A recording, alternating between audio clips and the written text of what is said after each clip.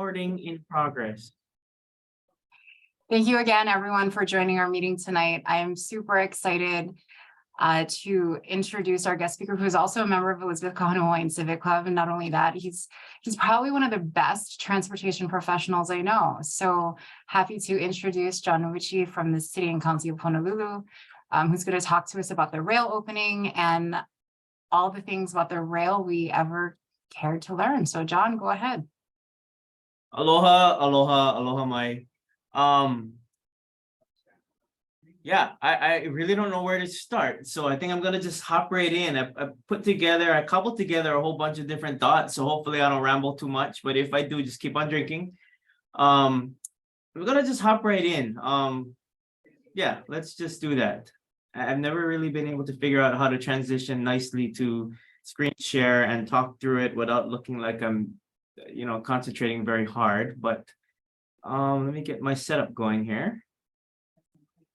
Can everybody see my screen and we're ready to go? All right. I'm going to be here primarily to talk to you about our rail grand opening and a bunch of other stuff that, kind of frames transportation as very important. And I think to our ali'i transportation, they even looked back at that time and realized how important mobility was, how important getting around was, just for everyone's sake, for vitality, for economic prosperity, and just for your general holo-holoness to just get out and be social. So about me, I've spent my whole career in transportation here in Honolulu. I spent about 16 years at the bus at Oahu Transit Services, then moved to the Honolulu Authority for Rapid Transportation, worstly known as HART, for about 3 years. Then Mayor Caldwell appointed me to the deputy position at the Department of Transportation Services here at the City and County of Honolulu. And basically, I was retained through this administration and still serving in that same capacity. But I kind of want to frame this whole discussion, again, thinking about what transportation is, but more focusing on what makes a great place to everybody. Now, go ahead and throw stuff in the chat if you want. If anybody wants to take this opportunity, and I can, if you want to buzz in, I'll have the chat open. But I'm just going to venture and say that, these are the things that seem to make great places, great cities, great towns, and stuff like, education, having a good foundation, having a good basic standard education for all. Nice, healthy, safe place to raise a family, good work-life balance, the good sense of public safety, some place where you can kind of make a good living, make a decent income, better than just getting by, place where you can afford to make a house, to have a house, to rent a house, or, just a place to live, good places to drink. Cheers. I'll cheers with what I have right now. And eat. But I think basically everybody loves to live in a place which inspires them, right? But to me, the thing that makes a great place, that makes a great town or a great city is transit, because I believe transit, it is transformative. And, in my time here at the city, and even before when, in my past 2 jobs, in my last 25 years working in this field, we've been striving to be better. I think just striving to be better, to have more choices, to not be locked into your standard, drive your car, park it somewhere.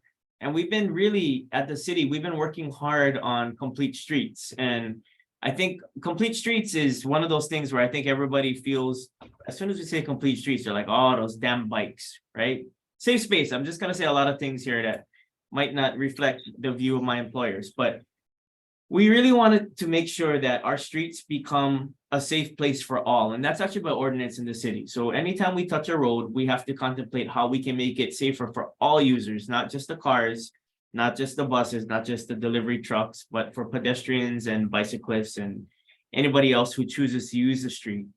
But for me, I have a great passion about the bus. And I think the bus means a lot to me because growing up, it was just a part of my life. I had the privilege of growing up on a street in Ahui Manu Ko'olapoko that for some reason had a bus that went up it every hour. And I remember like kind of marking the hours and days of the weekends by every time the bus would come up the street, like we would be playing in the street and we would have to stop playing in the street because the bus would come by and then the driver would toot his horn at us. We would shock at the driver. And that's kind of how we mark the hours going by, right?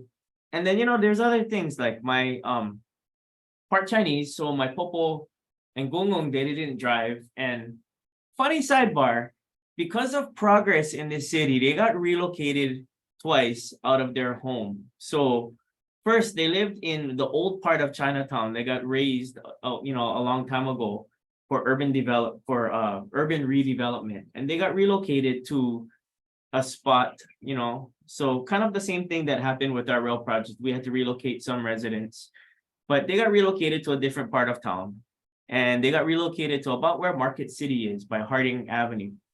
And then right after they got relocated there, we built a freeway. They got relocated again. So I think they decided to try go someplace where they wouldn't be able to be displaced again. So they pretty much moved to Kapahulu, working class neighborhood at the time, and tried to be as close to Diamond Head as they could. And, living right near a few blocks from Leahi.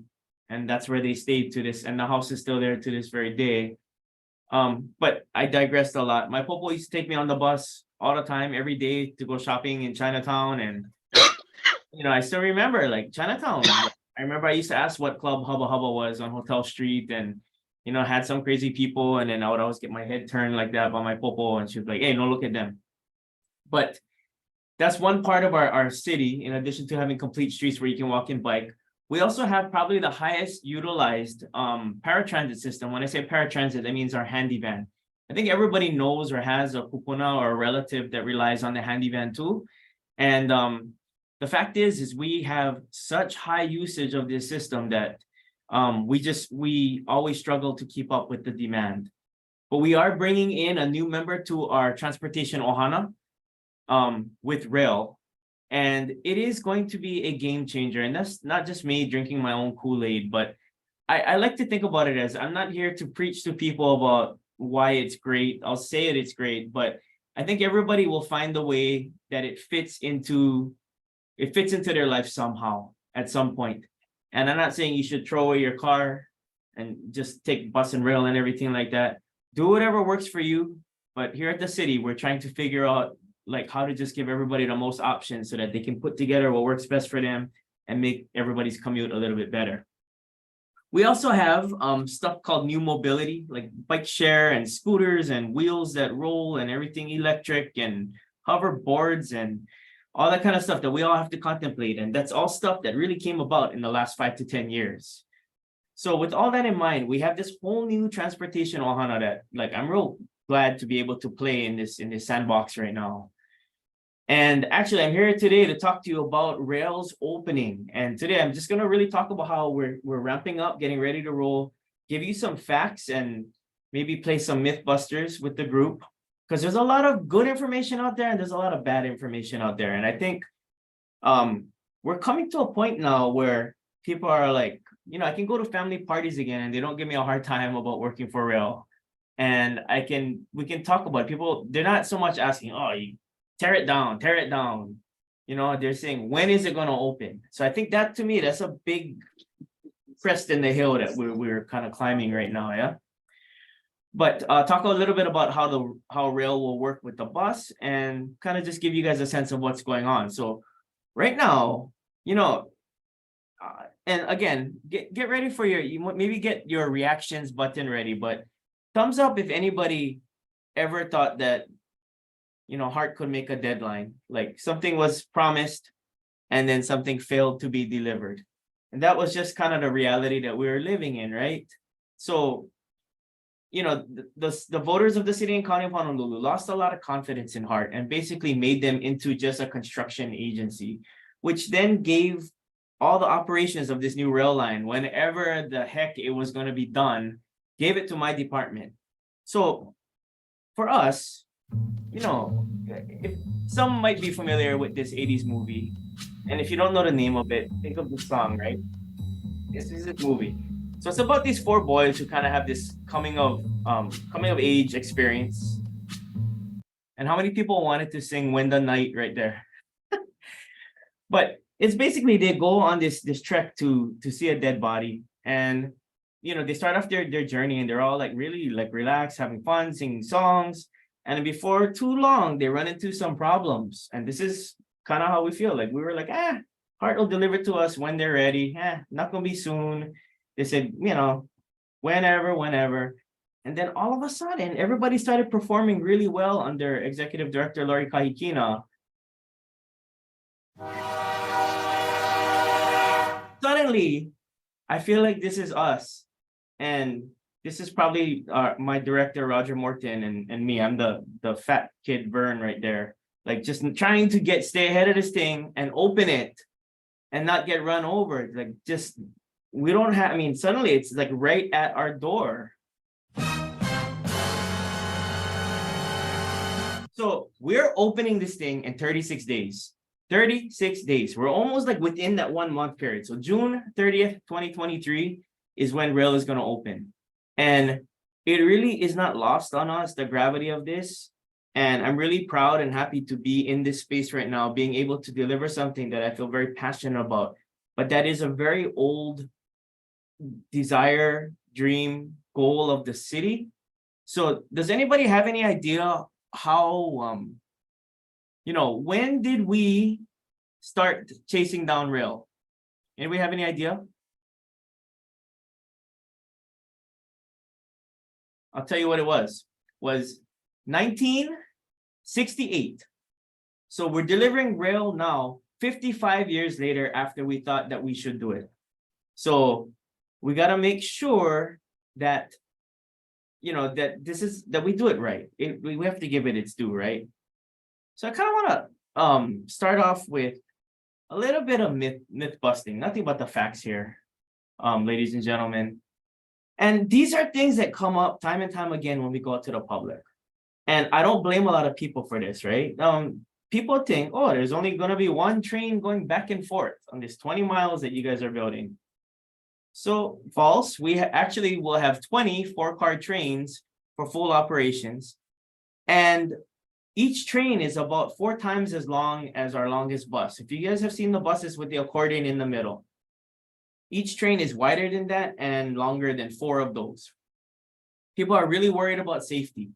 They say, if there's no, so another thing, our rail system will be driverless and fully automated and monitored from a control center. So a lot of people say, like, without an operator at the front driving them, it's not going to be safe. And, we have customer service and security at each station riding the train. We have direct lines to HPD and our first responders. We're going to do our best to make sure that it's a very safe ride.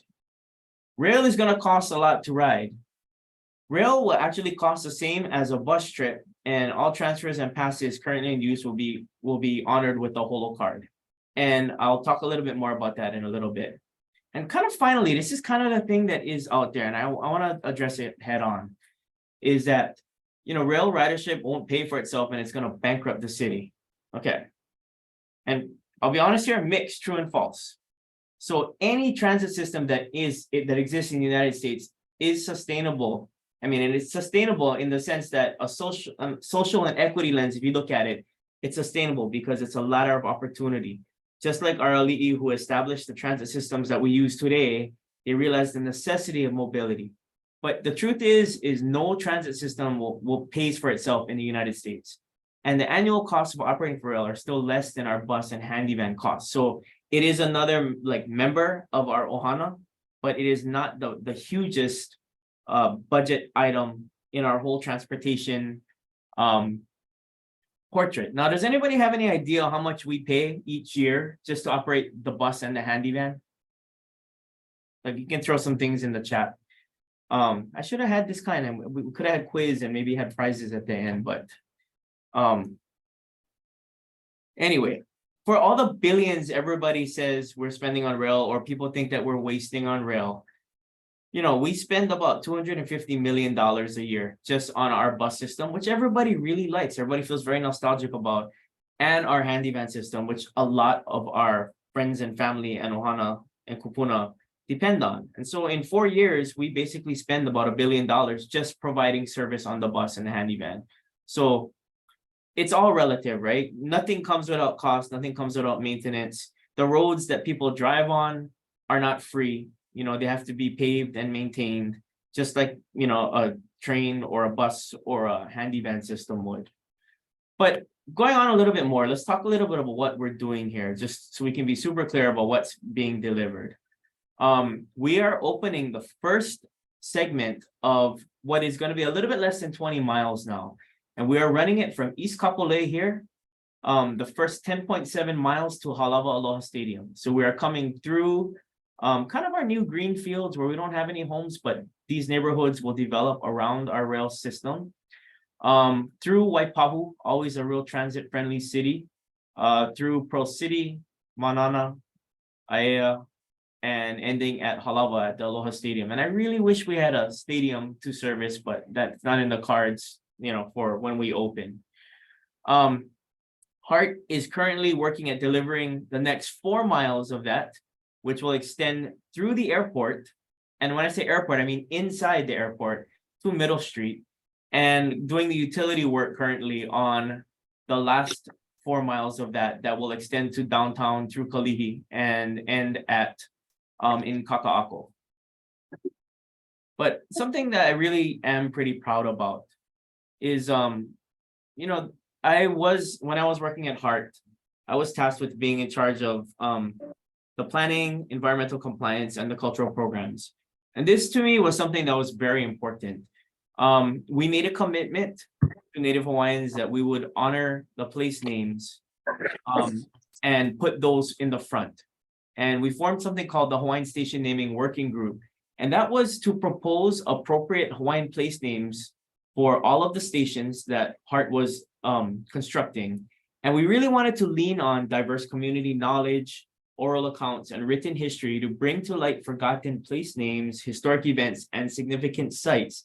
We also wanted to leave the door open for the group if they felt that it was appropriate to synthesize or to bring to light new names that were appropriate to what we were doing now, such that they could establish a line in history and you know, look forward like that. And I remember one of the things that we talked about was that Hawaiian station names would give voice to the land, perpetuate, you know, traditions, culture, and history. And the line I really liked was to help knit the rail project into the cultural and historic fabric of Oahu. And it's a hard sell, I know, but we really tried to do everything we could in terms of celebrating like Wahipana and a lot of things such that we could, although we're injecting concrete onto our island, more concrete onto our island, we really saw this as a sustainable measure. And so these are the Hawaiian station names for the first 9 stations. We have Kualaka'i, Keone'ai, Honolulu, Ho'ai'ai, Ho'ohala, Halaulani, Waiava, Kalawao, and Halawa. Let's see, let's move on to the next. So yes, 10.75 miles will open to these 9 stations. Trains will operate. The one thing I really like about it is that no matter when the train is running, it'll operate every 10 minutes all day. And on weekdays, it'll operate between 5 a.m. and 7 p.m.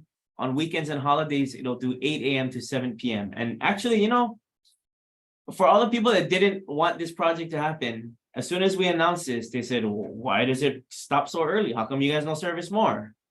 And actually, the truth is we know that in the first 10.7 miles, we know what our ridership looked like on bus. We did about 10 to 11,000 people on bus. And right outside of these times was when the ridership really fell off. And mind you, we still have a lot of existing bus service underneath the guideway that comes from town, operates on Kamehameha and Farrington to the west side, to Central Oahu, to Ewa. And for our first opening, we felt that this was an adequate amount of service to introduce people to rail. We're servicing some new bus transit centers, and we have some parking rides where people can stash their car and hop on rail. And we're also connecting the UH West Oahu and the Leeward Community College. But I talked a little bit about fares earlier. So hope everybody can go out and get a holo card. the Holo card is your gateway to transit and transportation in Honolulu. And even if you don't want to ride transit right away, you should just have a card in your wallet because we are opening the Holo card, to be able to be used in city parking and in city parking meters. So we want it to be more useful. And if anybody has ever been to Japan, they have something called a Suica or Passmo, or they have all these cards that are actually, you can use them almost everywhere in Japan, 7-Elevens and all that kind of stuff. So we hope to get to that, maybe not as intense as Japan does it, but get there. But a couple things about Holo that I really want you to know. Basically, we're really proud of something called fare capping. So it's basically in one day, no matter how many times you ride, once you spend $750, which is also the price of our day pass, you will not spend more than that. So once you hit, say you tap once, you get $3 deducted from your account. You can ride free for 2.5 hours. And whatever you tap on next will be free as a transfer. If you tap outside of that time, we'll take another $3 out. And again, you'll have another 2.5 hours. If you tap one more time, so you already spent $6, we're only going to charge you $1.50. And after that point, you can ride all you want. And we're not going to charge you again until $2.59 the next morning. Now, why that's important is that's our day pass and our day cap. We also have a monthly pass like we've always had, which is $80 for an adult. Once you hit $80 in a month, which is basically a little bit more than 10 days of riding to and from work and other places, then we will give you free for the rest of the month. And to me, that was the strongest equity move we could give people, because how we used to do it was you had to buy a paper pass at the beginning of the month.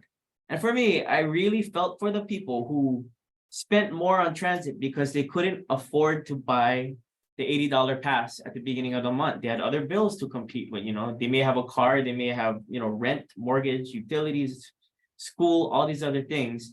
And so we now allow people that once you spend to the value of what our passes are set at, we don't charge you anymore.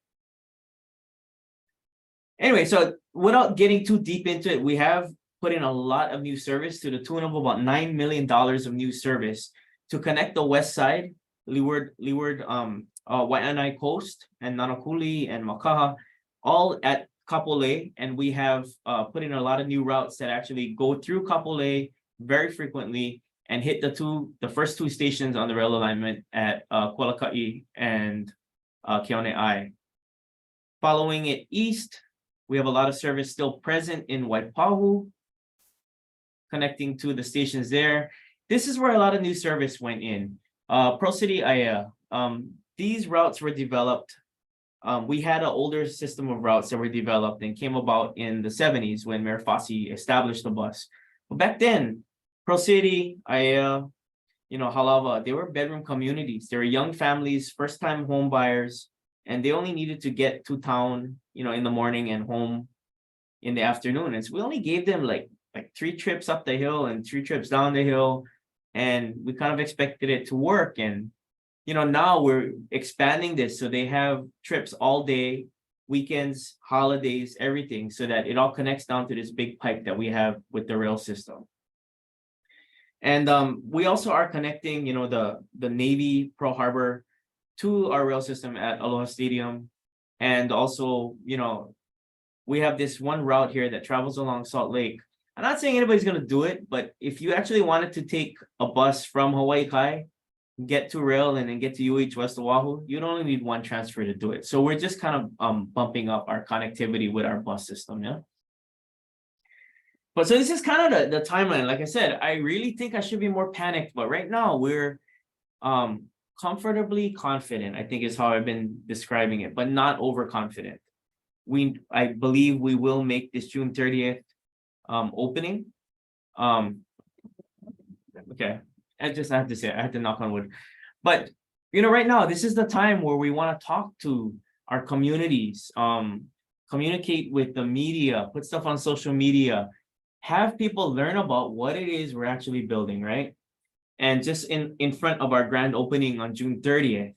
And after June 30th, we'll put all the bus service in place, let people explore that. We'll be handing out 10,000 Holo cards that have day passes on them so that people can try this for the first time. And following our opening, we're still gonna go on with community tours and making sure that the service we put in fits. But here's the thing, okay? Like I said earlier, we don't necessarily anticipate a lot of riders. I mean, not heavy ridership like we have on our bus system in this first 10.75 miles we're opening. But in a really short 2 years, we're going to extend it 4 miles, remember, and get to the Kalihi Transit Center, which will put a station accessible to the whole rail system in the Honolulu International Airport. Now, why is that so important? I mean, other than the people who work around there, that's a huge job center. But anybody who lives west of the airport now, nobody needs to deal with dropping off your ohana or friends at the airport or picking them up, And I know my mom and dad, they're getting old, and it's always like they always want to pick me up, but they always have trouble with figuring out the cell phone lot and, not getting the whistle blown at them at the curb and getting confused between the baggage claim number and the pillar number. Now, all you got to do, basically, you can get yourself out of the airport, get yourself west, go to the closest rail station you have to your home, and then your ohana can pick you up from there or drop you off there when you're going to the airport. And that's with certainty. Nothing's going to delay our rail. It doesn't operate in mixed traffic. The travel time will be the same no matter when you take it. But again, to that end, we think about it a lot. When I go out into the community, everybody seems to think we're building 120-mile Pearl Ridge monorail, and it goes about the same speed as the Pearl Ridge monorail. Just very slow. And so I think what we want to do to touch in with our folks, right? We really want to make sure that they know what we're building, know where the stations are. Why are we building it? How is this going to be different for you? And I don't want to be an evangelist of this, but I just want to say you might use it for this, you might use it for that. And I think the airport is a strong case for it. But more to the point, we're actually looking at how do we build experiences at the stations. They have a resource at the stations. We're looking at ways we can promote entertainment at the stations, maybe even do fairs, cultural events, food trucks, night markets, those kinds of things. And I think one of the very simple things that we're working with our parks department to implement is anybody ever been to the People's Open Market that we have? That basically takes agriculture fresh from our local farmers, and they sell it in kind of like a I don't know what the term is, but like a traveling roadshow kind of thing. What we want them to do is set up at our stations in the evening such that everybody who's coming home, they have access to fresh produce. It gets rid of the food deserts in their neighborhoods.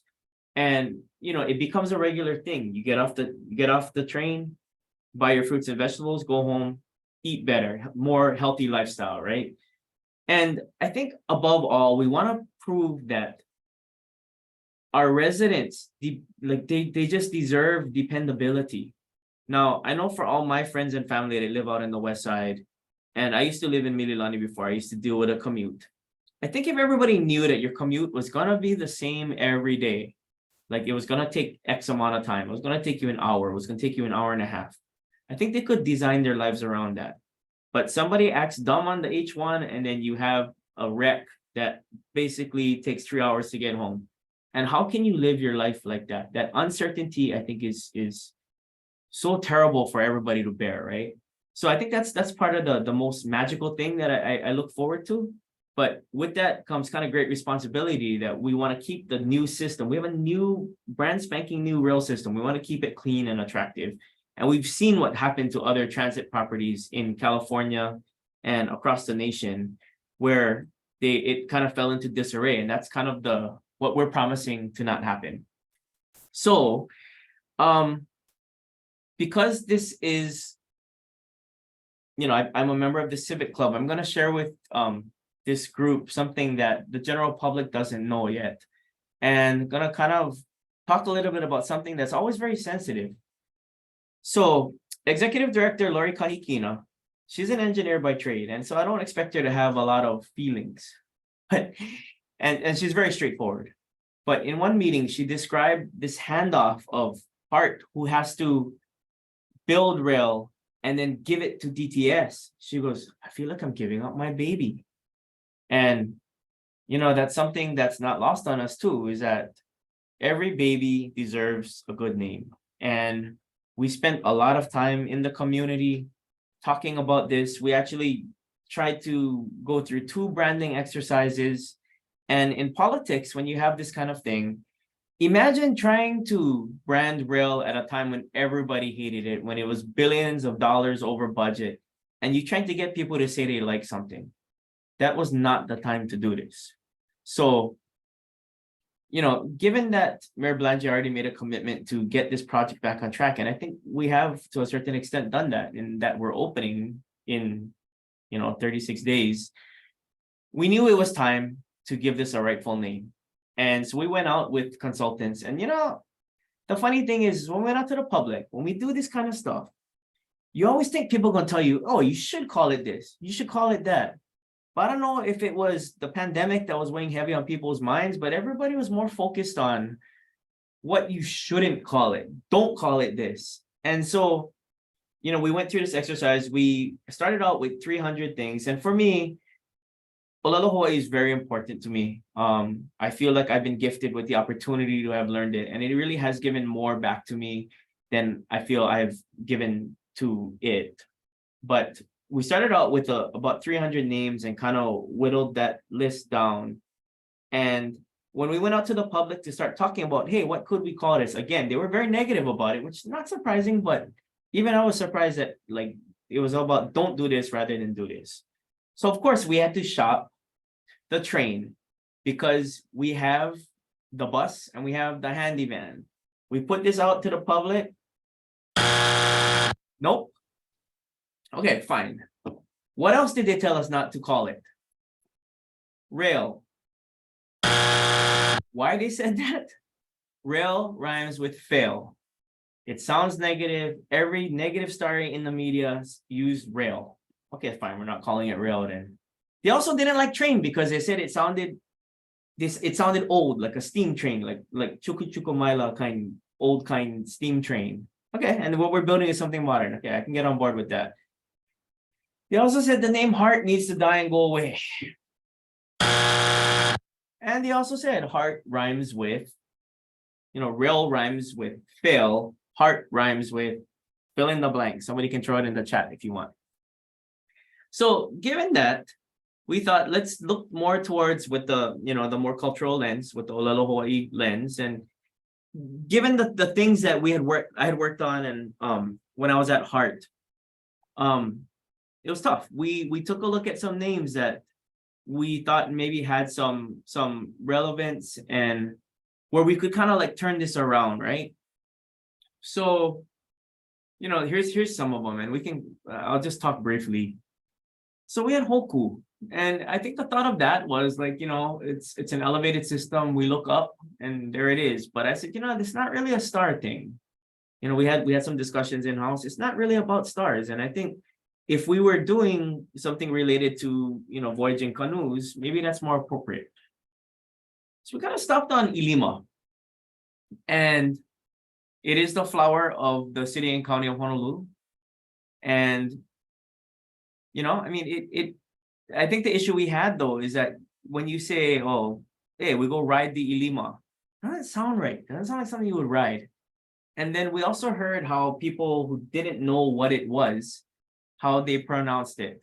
And it started coming out as Ilima, and it started coming out as, it looks like double L's, like in Spanish, like tortilla. And we were like, okay, maybe we should look at something else. I kind of liked Kui. Everybody has a friend named Kui. Everybody has an uncle Kui. We have, Kui Lee, and when we looked at it though, it has some side meaning that it means, and we really liked it because it was this idea, like we were stringing a lei together, that was kind of like our rail line was uniting all the different communities as we traversed around, the embrace of Pu'uloa and Pearl Harbor. And I kind of like that. It was friendly, hard to mispronounce, but it has the alternate meanings of to strike, to get into an accident, to be struck. And I said, for a transport vehicle, maybe not the best thing. We looked at Moku and how we are kind of uniting Moku here. This very first section actually unites our Ewa and Kono Moku. And if we look at this project in a greater sense, Moku was also used to talk about ships, and we have Moku Lele, airplanes and our mokupuni of Oahu. And we wanted to celebrate Oahu, not just say this is something of city and county of Honolulu. It's not just Honolulu, it's the whole island. We also had Ola, and we thought about Ola, and that actually felt pretty good because this is going to be something different for everybody. This could be a game changer for how people go about their daily lives, transportation being kind of one of the bigger issues that people have in their everyday, goings about. And we went with this. We did some further branding on it. And the problem was when we presented it, it all came down to pronunciation and judgment. People said it wrong. And I think for us, we would say, oh, how do you say Ola wrong? And we heard people say, what is this? Ola, Ola, Ola. And they were like, it sounds Spanish. And I'm like, doesn't even sound Spanish the way you're saying it, but let's move on from there. So it was kind of voted down at that time. So short story long, I'm going to talk a little bit about something here, and I don't want to ramble on too long, but you know how sometimes something that's right just feels right, yeah? And everything kind of happens in its own time. And so we have, I think in the next week, we're going to release this to the general public. And I do feel like our team has invested a lot of like personal thought into this. And you know how like people say, no offense, but like, I think if it comes out and people criticize, I think we feel I wouldn't feel very upset, but I'm just gonna have to be cool about it. So what we settled on was really inspired by something that happened back in January. Now, we hosted an international transportation conference. And what's interesting is everything being full circle. This conference was very much looking at bringing people in, but didn't want to do anything offensive. They wanted to make sure that they did nothing that was cultural appropriation. And they said, look, we don't even want to do a luau if that's the thing that it looks like we're mocking the actual culture. And I said, okay. Now, so for me, suddenly arranging activities got much harder, right? So kind of went out on a limb, and they talked a little bit about, they did some research. They said, oh, you guys are looking at destination management, regenerative tourism. They knew all the words. And they said, can we do something cultural? So kind of thought about it. What I ended up doing was taking them to Kapapalo'i o Kanewai up in the University of Hawaii at Manoa and Hawaiian Studies. And, we went through protocol, I chanted on their behalf. We got welcomed in. And we got seated down in front of the halau there next to the lo'i. And right above the lo'i was a baby manooku. And the bird, the manooku, was very interested in us. And our host there, this guy, Makahiapo Cashman, very passionate about manooku too. And he got very excited and told us all the things about manooku that I think even a lot of people who have been born and raised here don't know about how the manooku was an endangered bird. We started protecting it. It started to take residence in our city with our protection, with our help. And it actually chooses to live with us in the city. And so, it's found in Manoa, but it kind of progresses, and you'll find it as you head west. It's kind of gets about as far as Pu'uloa and Pearl Harbor. And to me, it started to sound like our rail system. Like we're trying to do something sustainable. We're trying to do something in our urban city. We're trying to just reinvent ourselves and exist in this urban forest or this urban place that we call our city now. And so all those feelings kind of really started to jive, and things started to feel right. And so what I'll do is this is again, we're gonna release some materials on this, but I'll read you this, and this is kind of where our point of inspiration comes. So Oahu is a closely knit island with both big city presence and small town feel. Our island is defined by our dramatic mountains, which give way to our verdant valleys feeding our deep oceans. Oahu's built environment and connected infrastructure bolsters our reputation as a world-class city firmly centered in the middle of the vast Pacific Ocean midway between Asia and the Americas. Mobility on a small island is challenging, and lacking the freedom to move compromises our quality of life. In Honolulu's history, We relied on our ali'i and our government to deliver transportation innovation. We implemented island-wide railroads for agriculture, freight, and passengers. We moved people with a substantial network of animal-powered and electric streetcars, electric trolley buses, diesel and diesel-electric hybrid buses, and now we run whisper-quiet, state-of-the-art, 100% electric buses. How we live, work, and play on our island of Oahu in the city and county of Honolulu is about to evolve once more with the introduction of Skyline, the city and county of Honolulu's long-awaited, fully automated metro rail system. Skyline elevates riders above busy ground-level congestion and offers expansive views of Oahu's south shore between Kapolei and Honolulu. Passengers are expressed between Skyline stations with confident certainty and are directly connected to major destinations and neighborhoods via comfortable walking, easy biking, driving, and thoughtfully planned the bus and handy van services. We compare Skyline to the resilience of the Manuoku, native bird found only on Oahu's south shore in our chain of 8 major Hawaiian islands. The Manuoku has a significant role in native Hawaiian traditions of navigation and wayfinding, and are considered a symbol of protected voyage and safe return. The Manuoku has rebounded with intention and certainty in Honolulu's urban environment, choosing to seek sanctuary in our busy cities over calmer, isolated tropical rainforests. Manuoku are part of Honolulu's skyline and vista as they soar and dive fluidly in and through our historic city. They continue to grow and expand their presence and footprint on the island of Oahu, living as partners in our city and are recognized as the official bird of the city and county of Honolulu since 2007. So as the Manuoku is a symbol of hope and new beginnings, the start of Skyline promises a new era of transportation to soar riders above Oahu's roadways, guiding them to their most important destinations to live, work, and play. Skyline trains, featuring the images of the Manuoku, show the resilience, sustainability, and constant evolution of our island residents to adapt and thrive on Oahu and in our city and county of Honolulu. So again, I kind of leave that with this group. This is all secret, and please, I mean, you know, just within the group here, we're going to be coming out with this probably in the next week. But this is a good jumping off point for our place. I mean, rail, like it or not, we have it. I always say, it's like the baby is crowning, cannot push him back in right now. And so we're going to do the best we can to have this, you know, our new member of our transportation ohana, make sure everybody knows how to use it best for them, and make good choices. So again, I kind of come back to the feeling that I have about transit and it being transformative. And I just welcome everybody, and I mahalo you for listening to my long rambling today, and tell everybody, let's transform. It's time. So sorry, I didn't mean to take up that much time, but I mean, if anybody has any questions, real glad to take them, or, you know, we can even do more Mythbusters if you want.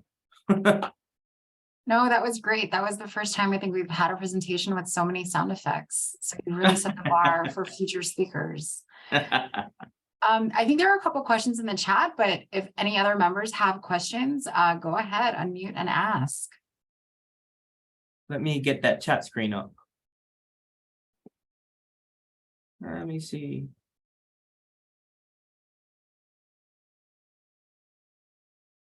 What do we have? What do we have? Our Waianae Moku still has a 45 to 55-minute drive just to get to the parking right at Kapolei. How will our Farrington out of Waianae be easier to navigate and get there? Makes for an extremely long commute. Absolutely. We know that there's a mobility on the west side, very difficult. And I think it's harder to, it's something that's in the eyes of the legislature right now. And I know where Dre works for the state DOT, they're looking at ways that we can improve mobility in that side, because yeah, you're right. You can take an hour on, you know, before you even just get into the west side through that pinch point at Kahe. And that's something that we all need to look for. We can't design ourselves into these situations where, you know, there are no solutions, right? And so I think even with Skyline Rail opening, what we're doing is we're trying to catch up to all the houses that were built on the Evo Plain, all the development that happened, even from Halawa, Pearl City in the 1960s and 70s, doing something as an alternative. You know, I mean, I think that's what it is. It's all about more choices, yeah? So, yeah, I mean, I know that's not really an answer, but I think what we need to do is just keep pushing for more mobility, for better options. Was there anything else? I like some of these comments. The Monoku traveled together in pairs. Yep. And actually, so we did talk around a little bit with the Monoku people who participated in the Monoku festival.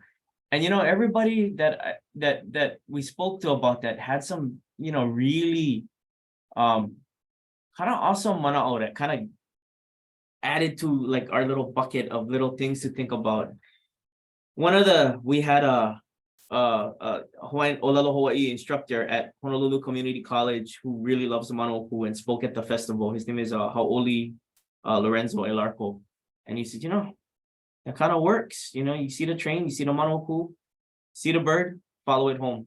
And I said, that's kind of cool. And I know we heard from others that said, maybe the people on board Skyline are the Monoku, navigating their way home, navigating close to where they live, but being able to get away from their island, from their home base. And all that kind of stuff is, really nice to hear. Yeah, does anybody have any other questions? Even technical, like, anything. Because if you let me go on, I'll probably talk for a very long time. And so I think I'll wrap it up here and just mahalo ya oko pakahi apau. Really appreciated the time and space that you made for me here to talk about something that, it means a lot to me. And it's hard not to take things personally, but, we got a lot good going on. And, I really want to offer, for the Civic clubs, if this club wants to take a preview ride on rail, I'll set you guys up before we even open. So I guess I can talk to leadership or even to the other civic clubs. Why don't we extend that invitation and figure out how to make that happen? Because the civic clubs were really good in consulting with rail and really were the foundational pieces of a lot of our cultural programs. And I could think of a no better group that deserves that privilege of going early. Well, we'll definitely take you up on that. And some of our Oahu Council leadership team are on, and they are also responsible for planning the Huaka'i for our annual convention, which will be on Oahu this year. So there might be an opportunity for a real Huaka'i in October. And I also noticed that Kim had a question in the chat. So we have one more question. Let me see. About Holo going digital. Okay, interesting. Everybody asked if we're going to have a Holo app on our phone. And I think what we're going to do, the problem with developing apps is we're always kind of beholden to like either Google, Android, or Apple, is it Apple Pay? Whatever wallets they have on those. And they sometimes make changes to them that really disable the programming. So we know other transit systems who have made apps that suddenly were not, like one morning they woke up and they did not work. So what we would rather do is leapfrog the apps and actually just get to a point where you can tap a credit card. And with that credit card, it'll actually just let you have all of the privileges of Holo. So even if you use the same credit card, you can just keep tapping and it'll do all the capping for you. All the transfers are calculated for you. And that way you can just use the existing credit cards that you might have on your phone. Awesome. Thank you. All right, just checking if there's any last questions before we wrap up our meeting. All right, if there are none, thank you everyone, and especially thank you to John for this very exciting presentation. I think we're all ready and excited to ride the rail on June 30th or shortly thereafter. And with that, we'll see everyone again next month in June. Thank you. Take care. Ahuyo. Aloha. Aloha. Thanks, Jay.